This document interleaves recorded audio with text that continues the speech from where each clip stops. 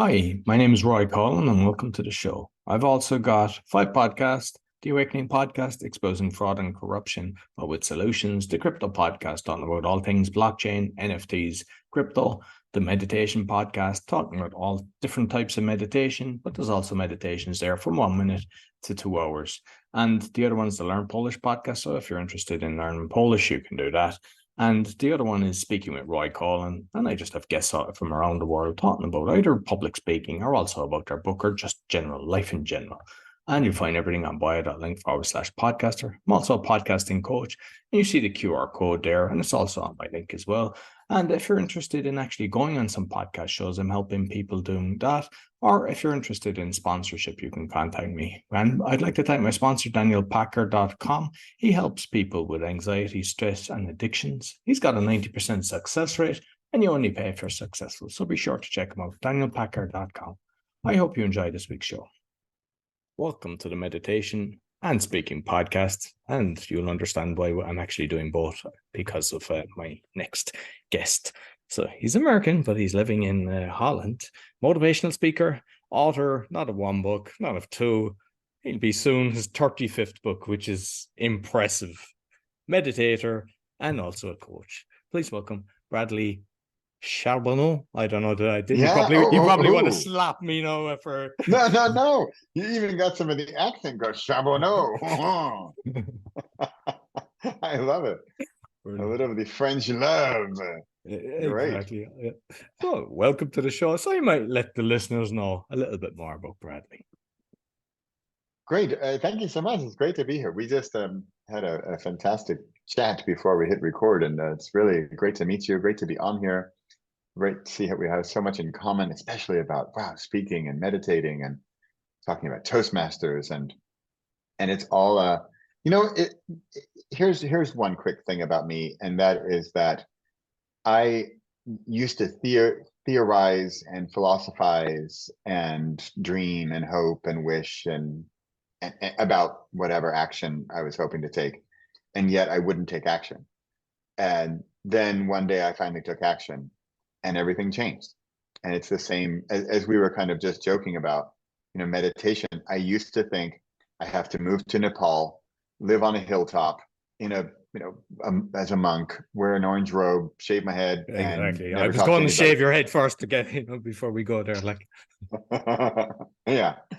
And then I finally realized, no, meditation can be, 12 minutes in the morning. I'm literally in my bathroom because it's the only door that like locks in the house. 12 minutes in the morning, and my day is better for it. So. And does the wife think you have bowel problems? Does she? My kids still don't get why there's a chair in the shower, and I can't believe they still ask me, why is the chair in the shower? I'm like, I've been doing it for 7 years. Have you not noticed? I have teenagers. They notice like food and money, right? But I think it's actually important that, because like with my previous partner, like I got divorced, got a great relationship because I've even got a podcast with them, but they didn't get my meditation and later got involved themselves in it. But I used to do the same, like, because that was my not to be disturbed place, because sometimes people just don't get it and they just come in as if like, and sometimes it's just nice to have that quietness and just go through whatever routine you're doing. Yeah. That's why I'm in the shower. It's the only locked door in the house. And I've got the headphones on, I've got the eye mask on, and I'll put like a towel and a rug on the floor, and it's my little zone. And it's important. I also think it's important, by the way, to cover out as many senses as you can, noise and sight and everything. And yeah, it is. That's my place. But speaking of the kids and the wife, who, by the way, none of the three of them is a meditator. And although I wish with all my heart that they would be, and it's not for lack of trying, but I've always heard it's something like be the shining light of your energy, or something like that. Like, how can I convince not only your listeners, your viewers, my family who I see every day, and they see the benefits of my meditation, and I even talk about them, and yet they don't do it. If I can't quote unquote convince my family to meditate, how am I going to convince anyone? And I know the answer, of course. They have to want it a little bit. They have to have some intrinsic motivation to get started. Otherwise, it's just I did a 2-year MBA program, international fancy MBA, right? Here's what I learned in one sentence. And it was from Dr. Inzarelli. It was like business psychology. And he said, he was like this Italian guy. He's like, you can bring the horses to drink, you can bring the horses to water, but you can't make them drink. 2 years of MBA, that's what I learned. Although I'll take it because that is so valuable. And it helps me to stop trying to save the world, because I can bring the horses to water, but I can't make them drink. And so I can provide the water, I can provide the horse. I don't know. But And the horse is it's gonna be actually thirsty. interesting because like there's so many of my guests come on and I kind of talk about that, sometimes mention the children, and I ask them and most of them say no, but I'm trying to, but I think they eventually will find their own place. And it's like, I'm not sure do you drive or whatever, but if you're driving, they see you don't have road rage. You're able to keep your calm. When someone's screaming at you, you can just keep your calm and not react. And eventually they'll go, what's the difference between them and somebody else? Ooh, they tend to kind of meditate in the morning. Maybe I should practice. And I think sometimes the penny just drops eventually. And if you push it, like what some have said, and I believe that's the same, it's like if you kind of go, you must, they'll go the opposite. It's the magnet effect. They just say, no, you're pushing this down my throat. I don't want it. And the best thing is just let them see, and then they'll learn, and eventually they'll start embracing it. Yeah. My son just this morning was saying, oh, he feels nauseous. And since I've meditated, I don't get headaches anymore. I have sort of more regular energy throughout the day. I have more energy throughout the day. I sleep better. I sleep even shorter. I am more clear. I'm more confident. I have more courage. It's just like endless benefits, right? And for my son, and it's sort of, there's this great conversation with Wayne Dyer and Deepak Chopra. And they're having this 2-hour-long show or something.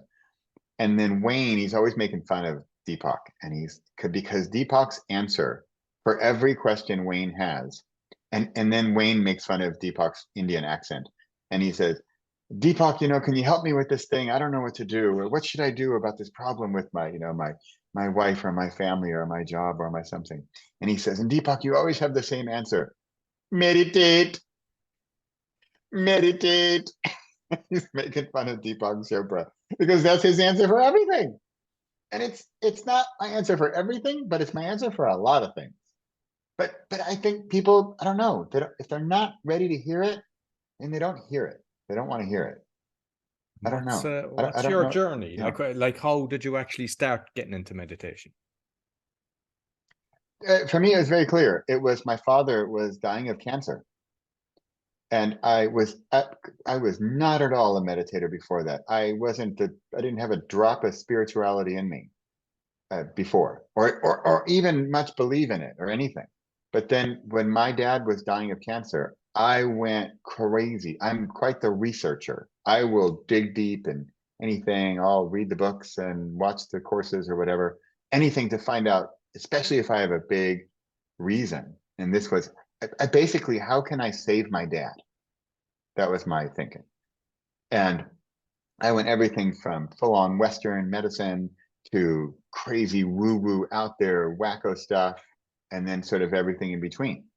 And yet my dad was a very conservative guy, very practical. He was a mathematician and an engineer, and I'm more of the artist guy, although I did have my undergraduate in mathematics, but I'm much more the artist, the free to be you and me, fun, la la. But I said, okay, but if I want to help my dad's not going to go for the total woo-woo stuff. He needs to have some science or some research or something in there. And for me, I found, I don't know if you know him, but I found Joe Dispenza. And what I like about Joe Dispenza, especially back then, was he was big on, okay, here's what happens in the meditation. Here's the way what's going on with your brain waves, and here's how that's changing, cells in your body. So he'd get into the biology and the chemistry and the charts and the graphs of your heartbeat and your rhythm and whatnot. And so I felt like, okay, this is more hard science, or as close to hard science as we're going to get. And I could bring that more to my dad. And so, of course, what I'm working on, all this is all for my dad. It's all for my dad. It's all for my dad. And yet, of course, what was happening was that I was the one doing the meditations.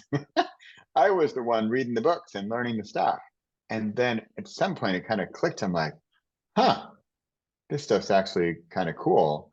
And then in my meditation practice, I believe all you need is just like one glimpse of something sort of beyond your normal reality, some little opening, some little crack in the universe where you experience some little tiny bit of, wait a minute, like, is there more out there than the physical world and what I experience on a daily basis? And if you ever experience that, even in the tiniest bit, then there's no going back, because you just want more. It's just like, it's like crack. It's just like, I'm addicted and I want more, except with the comparison with crack, meditation is free, super healthy. Side effects are things like, clarity, courage, and confidence, right? And you don't get killed on the street corner for it, right? And so, yeah, so in finding sort of meditation and spirituality in trying to save my dad from cancer, which I wasn't able to do, by the way, but in doing that, I found meditation for myself, and I've never stopped ever since. It's been since 2015. And never, I barely missed a day. I don't miss a day. Brilliant. And like, Yeah. the thing is, with, especially, I think in the last few years, a lot of people are kind of realizing information, whether from science books or even for religion, a lot of them were pushing down meditation as if it was bad. And when you kind of realize what's going on in the world, they push down what's good and they try to push what's bad.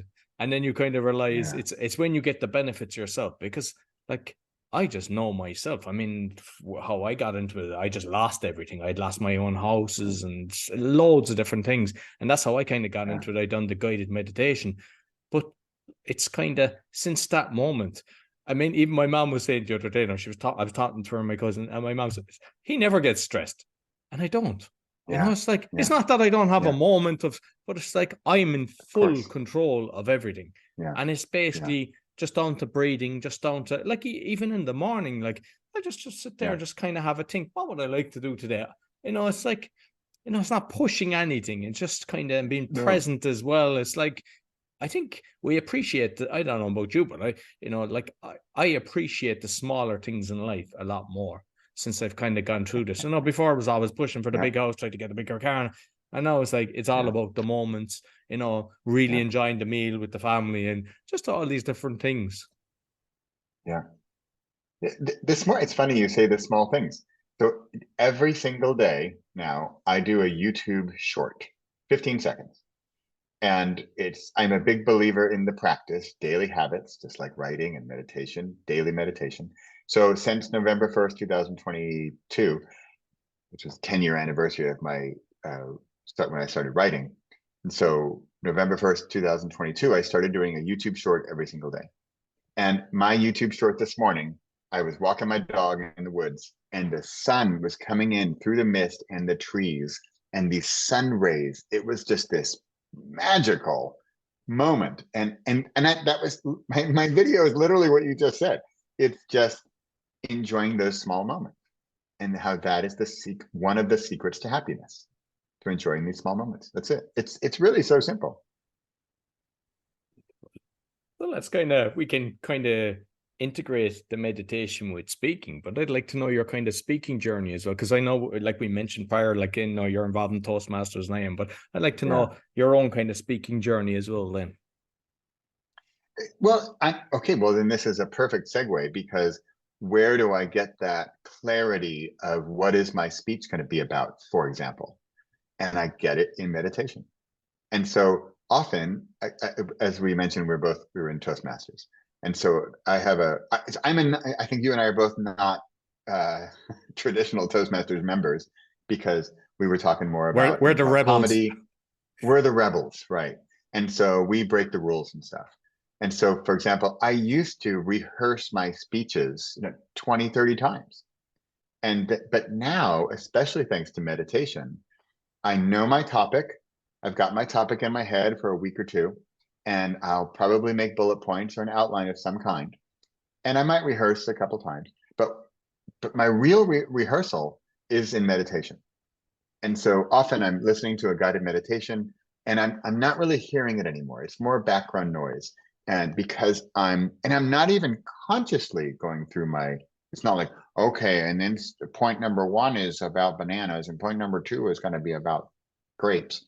No, it's almost an unconscious preparation. And then sometimes in my meditation, I'm like, I've got it. I'm done. I'm ready. And then I'm done and I'm ready. And so thanks to meditation, so in Toastmasters, I'm sure you'll appreciate this. So last year I was president. And one of the roles of president is very much like the MC of the event, right? You're welcoming people. You're like, hey, how you doing? You're more, you could make it stand-up comedy, which I kind of do, or sort of improv comedy, making people feel welcome, chit-chatting with people. But thanks to my calmness and my meditation and sort of being in control of myself, I am elevated to a level of calmness and clarity that people say, how are you so witty and clever and quick?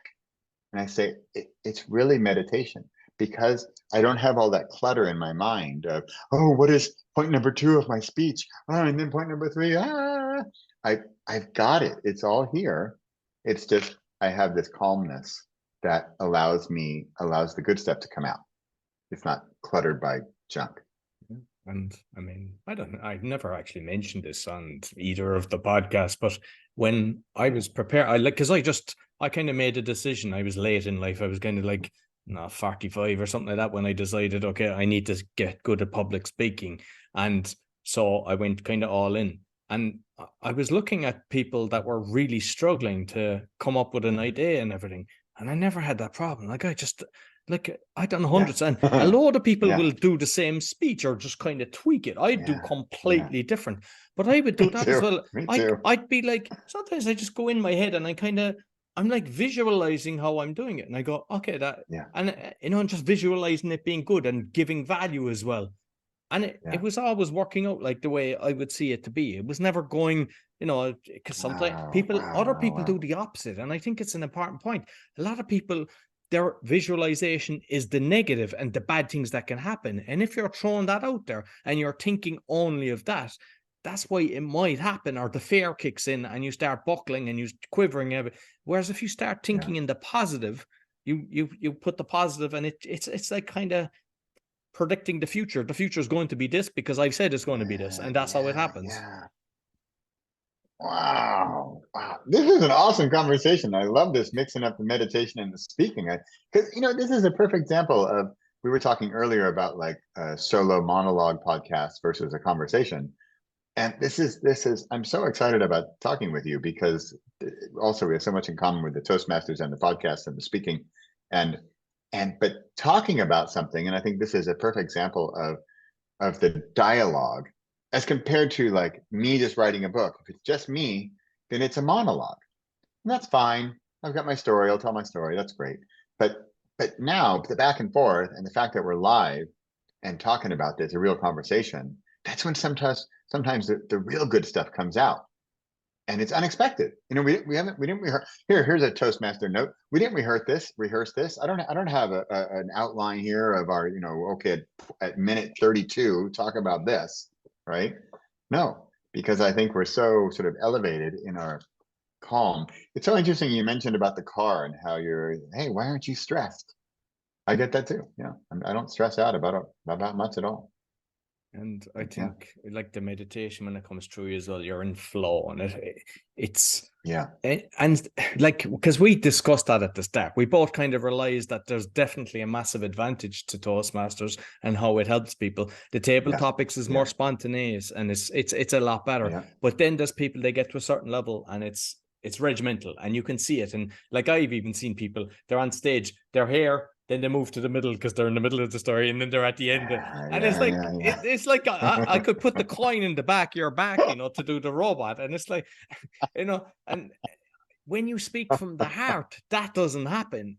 And the thing is, like, we both discussed this, like, that how people react. I remember one time somebody coming up to me. I haven't been here for 2 years. This was in the first club that I joined. And they said, I remember when I came here to the first meeting, it was 2 years ago, and you spoke about bum, bum, bum, bum, bum, bum. And it was like, that was like a penny dropping, going, wow, people actually. Whereas if you said to me, what did the winner of the international, go, I haven't a clue what he said. I know, but sometimes, and it's about the message as well. Like, it's not about reaching 100% of the audience, because everyone's in their own little, but if you can touch somebody that needs to hear it, that's powerful. Yeah. And that's a little bit back to bringing the horse to water, but you can't make a drink, because, well, back to Toastmasters, maybe the judges, you and I also talked about how we don't necessarily win contests, but partly because we don't play by the rules. And so we might not win the contest. So the judge is like, oh, well, he didn't do point 1, 2, 3 properly. But then people come up to us afterwards and say, thank you so much for that speech. Or, as you just mentioned, somebody comes a long time later and says, I remember that speech. I want that. That's a win for me. Yeah. That's the win. Absolutely. And that's what also I convinced myself of, because I was pissed and I was annoyed. Like, dang it, why can't I win this thing, right? What's going on? I know I'm good. What am I doing wrong? And I was really frustrated. And then I realized it's just, different crowd or audience, different rule book, and I'm not playing by the rules. But then I thought, okay, do I want to play by the rule book and win the trophy? Or do I want to reach people deeply? I'm like, well, that's an easy answer. Yeah. And I remember one time, actually, I came second in this one. It was like division one, but I won the audience one, and I have the trophy downstairs for that. And then I was thinking later, because I, like, when so many people come up to you for whatever competition, they say, no, you were robbed there, you should have won this, not. And then I was thinking, like, does it really matter? I mean, I am getting the skill set, I am connecting and everything. Does this trophy represent who I am? And it was like, kind of, no. And like at one stage, it was kind of like, this is a pain, and I wish the system was different. But at the end of the day, the fact that you don't compromise as well, I think, like, you can go in and you can look at the criteria. Okay, I'll do this, and that's how some people do it. Or you can say, I'm going to talk about this, and I'm going to touch your heart, and whether it works or not. And it's like, and even just seeing the reaction of people, because like, there was sometimes I don't want to touch you on one time. I won in my own club, because I'd formed a club. I done one on religion. And it was basically, and most people, they say don't talk about politics and religion.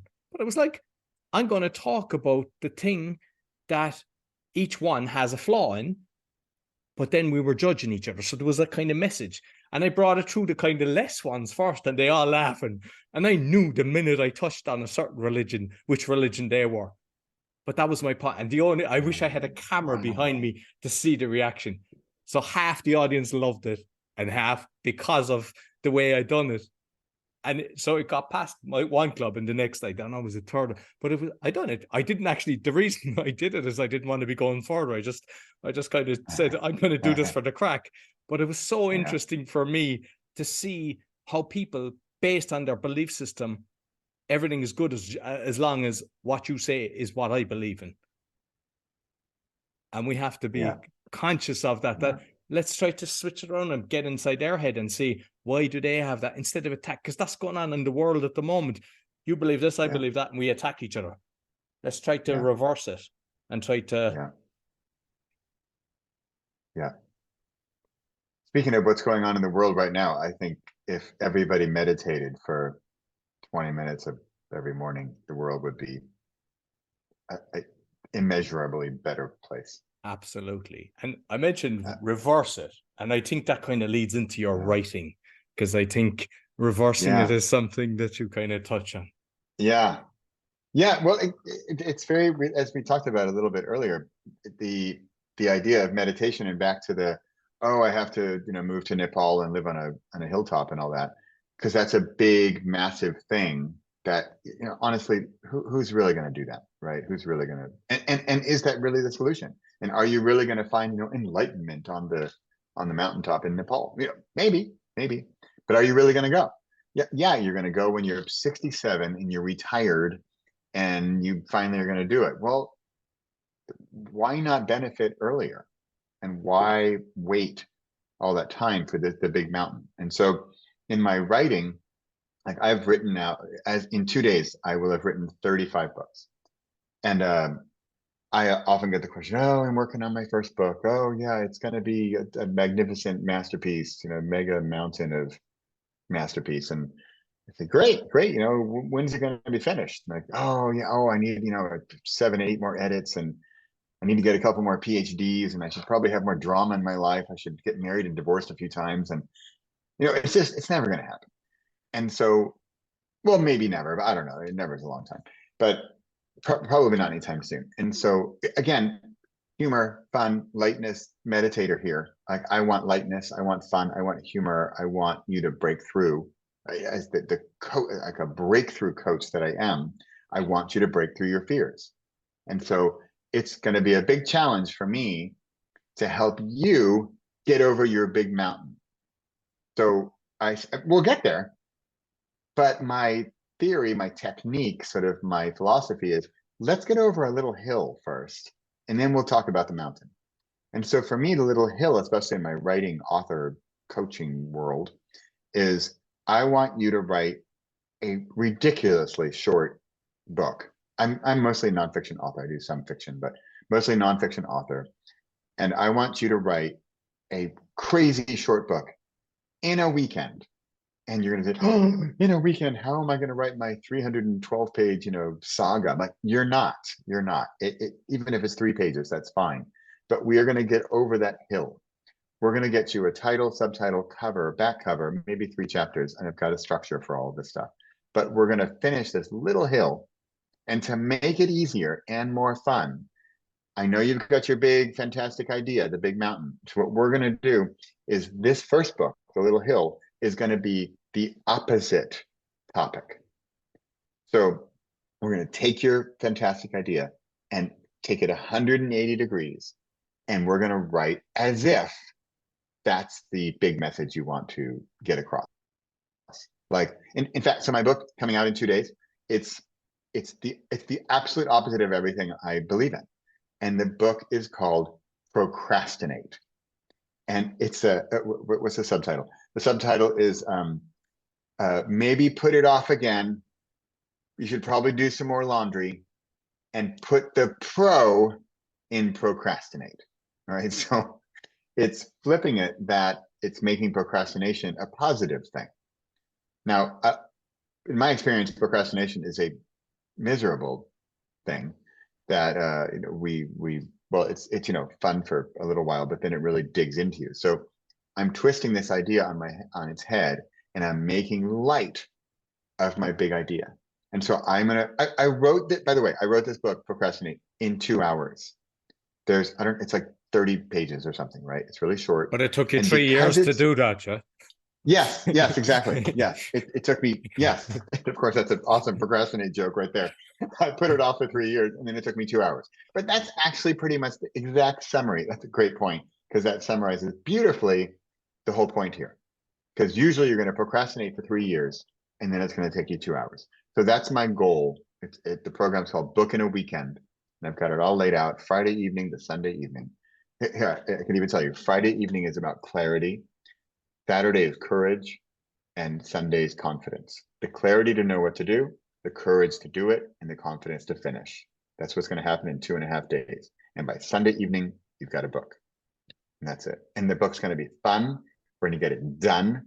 And I almost want to have a guarantee. If you don't laugh at least once in the weekend, I'll give you your money back, because it's supposed to be a fun thing. And it actually almost must be a fun thing.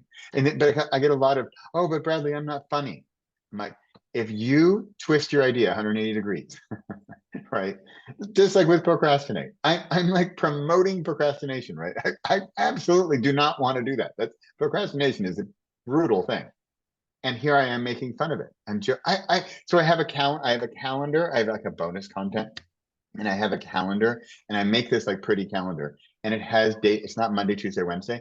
It has days on it that are procrastinator friendly. I have someday, and then I have never, and then I have tomorrow, and then another bonus item. And see, all these ideas came up because I had so much fun thinking about this whole procrastination idea that the ideas just started blossoming. And so we also have a group. We have like a support group, Procrastinators Anonymous, and it's a support group. And we meet never. We never meet. And that's it. And people are like, what in the world are you talking about? And I say, yeah, I know, but are we having fun yet? Are we having fun yet? We are. So think about this with your opposite book and just have fun with it and get it done. No stalling, no procrastination. And we're going to get it done by Sunday. Is it a masterpiece? No. Is it a bestseller? Probably not. But it's going to be your breakthrough to open up that dam, to let that flow begin. And that's my goal.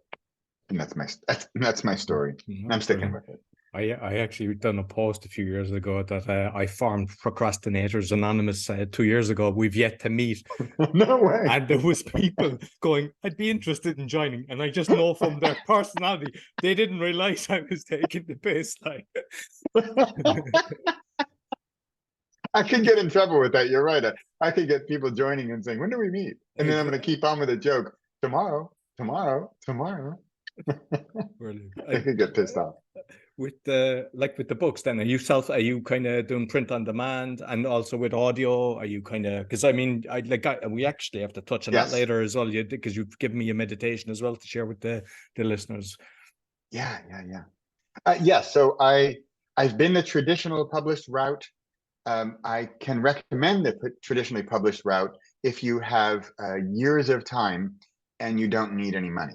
You get 50 cents per book if you're lucky. Oh, if you're lucky, you get maybe 9% of your, right? So a traditional route, it's absolutely perfect for some people, just not me, because I don't have years to wait and I like making money. And so the independent publishing route, I know way too much about it now. Having published 35 books, of course, I know every in and out of publishing.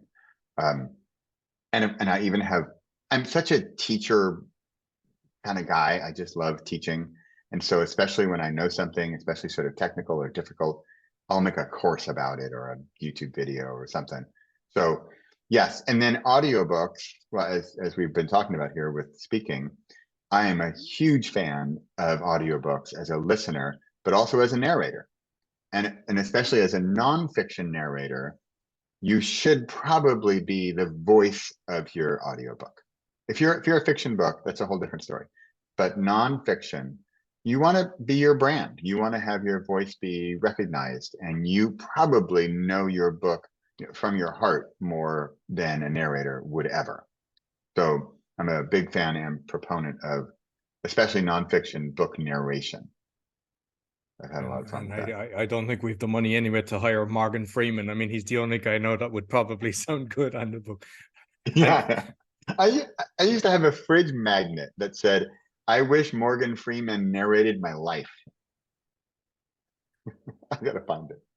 And because like I had done one, I printed a book, and recently I did a podcast planner, and I did it with Amazon, and I had a graphic designer working with me, and we were just doing so I had it translated into Spanish, Russian. They wouldn't allow Russian because that goes against the narrative, and Polish.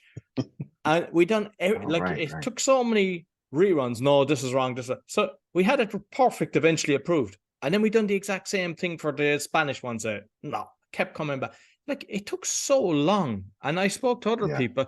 Like, is that a route that you say you have to go down there? Because I know there's other platforms as well, and they blast it out, especially for the audio. They can blast it out to hundreds of different platforms that actually people can purchase it.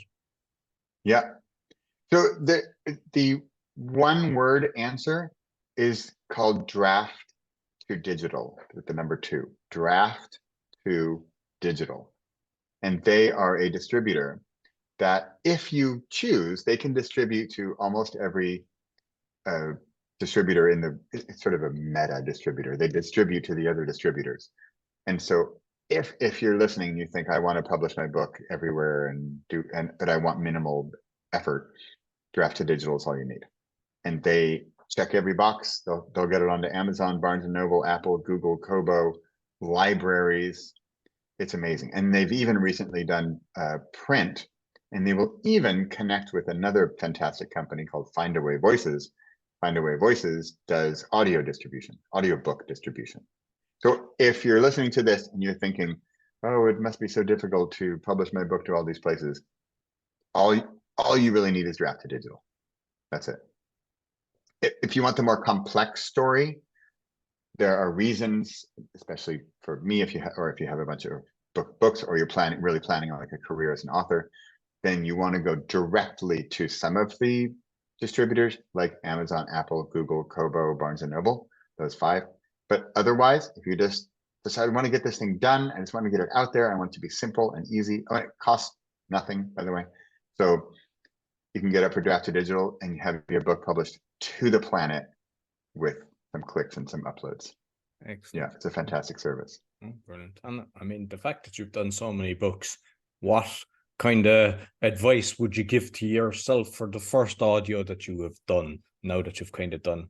I don't know how many you've actually done. Have you done the 34, 35 in audio? But you've obviously done a few. I think I've half or so. Yeah, also still there's a lot. fiction Still books a lot. in there. Yeah, still a lot. The fiction ones, fiction is really a different ballgame. I didn't bother. I didn't do the audio for fiction. It's really as much as I think of myself as a theatrical actor, the fiction is different. It's a different story. So, actually, one of my tips for editing, you mentioned editing earlier, back and forth. One of my it's difficult, but one of my favorite tips for editing is read your book aloud. And you're there and you're looking and make a show of it. You say, watch this 7-minute video and fill in the form below, answer a few questions you'll receive by email. I'll get back to you. I'm reading some page on my computer here, but read your book out loud. If you really want pain, record it and then listen. And I say this from pain. This can be painful because you're going to, number one, you'll think, wow, my book needs editing. And then you might say, I'm a terrible book narrator. But probably you're going to say, wow, that paragraph 2, oh, it needs a little punch and I'm going to change it this way. So that would be my advice for audiobook is just take a chapter too. Like my first timers, I say, just narrate 1 chapter and let me know, are you going to murder people? Are you going to throw your laptop out the window? Or are you thinking, hey, I could do this. Or maybe you're even, I love this, I want more. But you're going to know after a single chapter. I just had actually in my Procrastinate book, I have a foreword by this other guy, and he had never recorded audio for anything. And he's like, I don't know how I did. And I gave him some tips and he got it done in a day. So it's basically trial and error and give it a shot.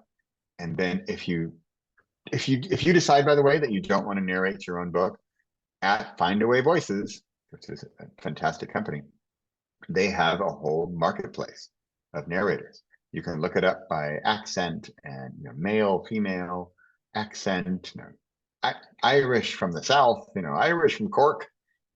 And you probably find somebody who has an accent that you like and the style, humor or deep or light, or it's amazing.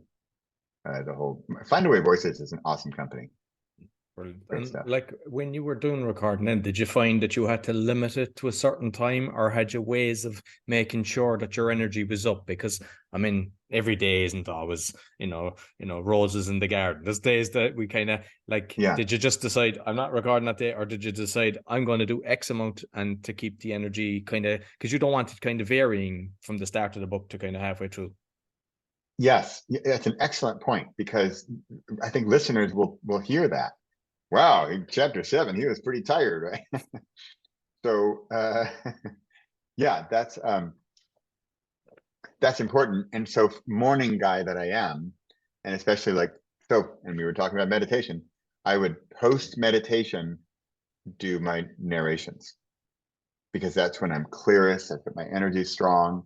And then ideally, well, if you want to get a little technical, and you're a podcast guy, you know this, but in the audiobook world, it is extremely strict with the sound, the audio quality, and you will get rejected.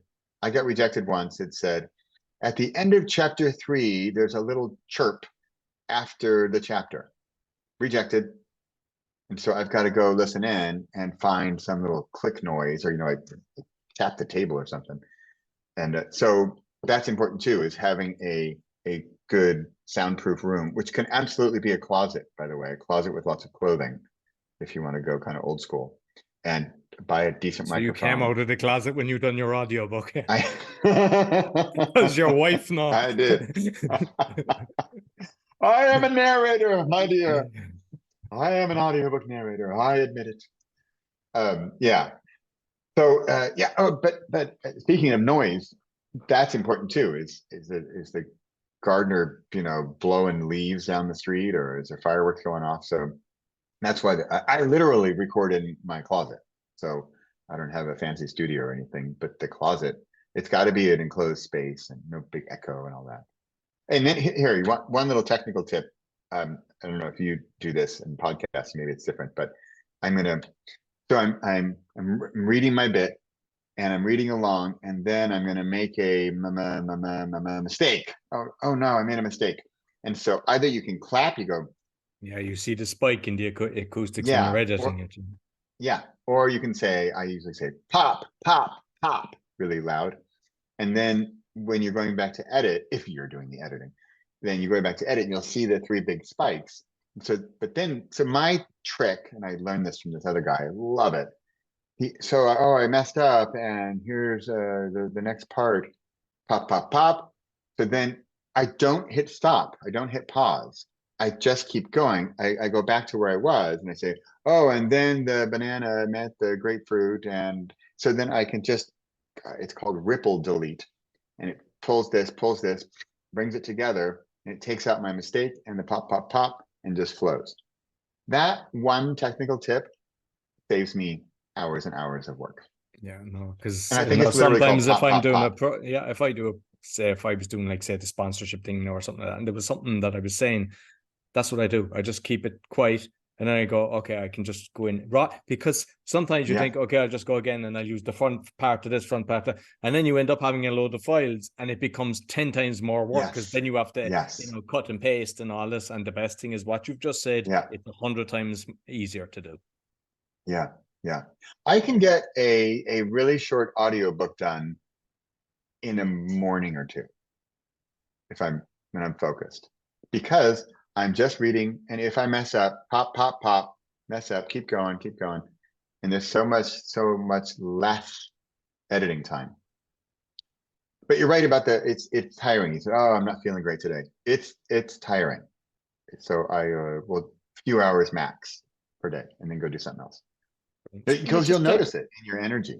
Yeah. So the meditation that you give me, which I'll put out after this episode on the meditation podcast, it's awesome. 17 minutes to more clarity. So you actually have a fantastic voice, because I always like listening to it, and some people, they just have a gift and it's nice listening to it. So you have actually a nice voice to listen for the meditation. So you might just tell people what that meditation is about. Sure. So this meditation that I'm becoming a big fan of Insight Timer. You know it? Yeah. It's meditation app. And I got to say, one thing that's, I think, kind of revolutionary that they do is that, as far as I know, anybody can apply to get their meditations onto this app. And so I had never really created a meditation, but I get this question quite a bit because of what you said. My people like my voice, they like my audiobooks, and then, hey, meditation guy that I am. But I didn't used to think, oh, I don't know, I'll recommend some other people, but I don't actually do or give guided meditations. But I kept getting their requests. I'm like, oh, all right, fine. And so I did it, and that's my first one that I gave you that I really enjoyed. And I'm a bit superstitious, and 17 is my favorite number for everything. My newsletter comes out on the 17th. My books come out on the 17th. I like 17 minutes. I have a 17-hour program from 4 p.m. to 9 a.m. with fasting and meditating. So that's why it's 17 minutes long. And there's even a thing. Esther Hicks talks about the 17-second thing of meditation. Like, even in 17 seconds, you can have a bit of clarity of mind. So for this one, I'm very visual, and I really enjoy the guided meditations. So I'm guiding you in this lake in Northern California in the mountains. And I don't mention the name of the lake, and I'm not going to here either because it's sort of a secret, but it's a beautiful place. And I'm bringing you into this lake. We're going to walk into the lake. It's very visual. I'm guiding you along, and I want to give you calm. And then we're going to rustle up the sand on the floor on the bed of the lake. And we're going to let all of the sand, what are they called? Wow, I have a Dutch word. Grain, that's the word. Grains of sand, and it's all sparkly, but it's still very foggy and glittery. And then it's gonna, if you stay still, the sand will settle and it'll be clear again. So that's a little sneak peek at the lake in Northern California there. And I really enjoyed doing it. And as we've talked about, a lot of what we're talking about is clarity. The clarity of mind, the clarity to reach calm. You mentioned calm a few times. I like that. I don't use that word so much, but it's a good word you're using. I like it. Calm. Yeah. And like, just Good stuff. finally, I want to touch on your podcast. So it's called the Repossible. Is the name of it? Yeah. And like, you've over 5 years, so congratulations on a massive milestone. You've over 300 Thanks. episodes, so you might let people know what your podcast about. Well, again, as you and I talked about it, as we sort of have in common, we talked about how it could be a monologue, which is, it's actually easy for me, just like a speech or a book. I can monologue all day. It's not really a problem, or even a challenge for me anymore. But the reason I've been doing it so long is because I'm a big believer in habit and ritual and a calendar deadline. So every Thursday, I do a YouTube video and a podcast. And if I don't have a guest, then I'm going to do a monologue. And so by the way, that's one of my big secrets of productivity, is just to put it on the calendar and do it on a regular basis. If it's every day or every week or every month, I don't care. It doesn't matter. Just have it on the calendar and do it. So that's been how I've done over 300 episodes. It's because I have it on the calendar, and I do not miss a day. There is no excuse. I don't care if I'm sick. I don't care if I'm on a holiday. I don't care if I'm whatever, driving all day. I will do it from the car. I will take a pit stop. I will upload some audio. I will get it done. So that's crucial. But then, as far as the content of the podcast, I am looking for more guests. And Repossible tagline is, "Who will you be next?" And my thinking along those lines is, I believe I have a book I want to write about being a cat, how a cat has 9 lives and we only have 1. And I think that's unfair. And I think that we could say that we have 9 lives within our life. Because if you're somebody and you feel stuck, or you feel like, I've been doing this time in my life too long, well, is it possible to change that? Can you, I don't mean become another person, like your DNA has changed, or change your name or something, but it could even be career. You go from a plumber to a poet. Can you do that? Is that possible? And that sounds big and scary, but are there then smaller versions of that where you can change? And a lot of that is back to habits. I only became a writer because I wrote every day. That's it. I wasn't better. I was just more perseverant. That's what got it. Same with meditation. I've been meditating every day for 7 years plus. Why? Because I just do it every day. And at some point it becomes a habit. And so then that's actually the goal, is to, I read a lot about habits. So if any of what you and I have talked about in this conversation sounds relevant or interesting, because I'm very much along the same lines, come onto my podcast, come to repossible.com and come find me, and we'll have a chat. Because I really appreciate what Roy is doing here. And especially your topics of meditation and speaking, they're just so up my alley. And yeah, I'm really thankful that you're doing this, and I want to follow in your footsteps and do more, especially with the conversations. So thanks again for having this. Thoroughly enjoyed it, and yeah, so much for my professionalism. I think it's the first time the alarm went on, but we had such a fantastic conversation beforehand, which doesn't always happen with guests. Sometimes it just, you just get in. I mean, obviously we have pre-forms and everything, but we had a very long conversation, enjoyable conversation prior to it, which was fantastic. So listen, Bradley, thoroughly enjoyed the conversation. You might let people know how they can find you. The simplest is repossible.com. If you can say or pronounce my last name, you can search that. But the simplest is repossible. So RE, like in regards to or repeating, right? RE possible. Repossible.com is the simplest. Perfect. Yeah, I'll make sure I put the link button, the audio and the video, and I'll also put the actual podcast as well, because I know their links are in it, but sometimes people we make it easy for them. But thank you very much, and listen, I'd love to get you back again and go maybe deeper into the book thing, because I thoroughly enjoyed the conversation. Yeah, I'd be happy to. I'd love it. I love very much about inspiration, motivation. I love motivating people, because I think of myself 12 years ago when I needed it. And by the way, the way I broke through was somebody challenged me to a 30-day challenge. So I wasn't, I'm so powerful and awesome, I did it on my own. Nope. I had a guy basically force me to write every day for 30 days. That was it. So I'm a big believer in being asked, being invited, and then accepting that invitation and going for it. Thank you very much, Bradley. So that's all for the speaking podcast and the meditation podcast. Until next week, take care. So I hope you enjoyed this week's episode. Be sure to give us a thumbs up, 5-star rating, and share with your friends. And you'll find all my shows with the QR code or bio.link/podcaster, as well as my podcast coaching. And I'd like to thank my sponsor, DanielPacker.com, helping people with anxiety, stress, and addictions. He's got a 90% success rate, and you only pay if you're successful. Also, if you'd like to go on a podcasting tour, I can help you do that. And if you're interested in sponsorship, you can contact me on my bio.link/podcaster. Until next week, take care.